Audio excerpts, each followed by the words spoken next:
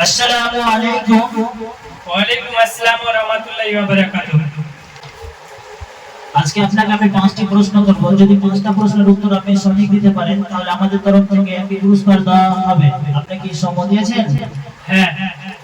তাহলে আপনাকে প্রথম প্রশ্ন করা হচ্ছে, বলেন আদম আলাইহিস সালাম এর প্রথম পুত্রের নাম কি?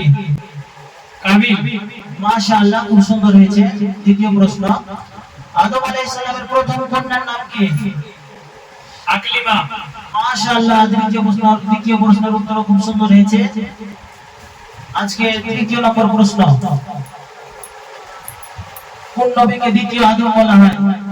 নূহ আলাইহিস সালাম।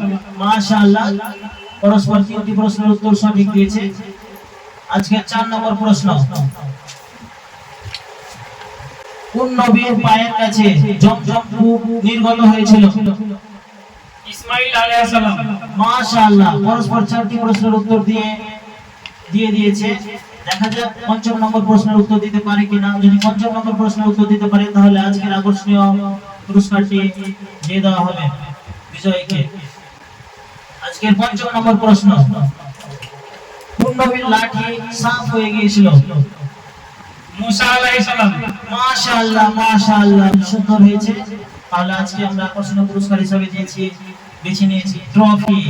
আমরা পুরস্কার হাতে তুলে দিচ্ছি। আসসালামু আলাইকুম ওয়া রাহমাতুল্লাহি ওয়া বারাকাতুহু। ওয়ালাইকুম আসসালাম ওয়া রাহমাতুল্লাহি ওয়া বারাকাতুহু।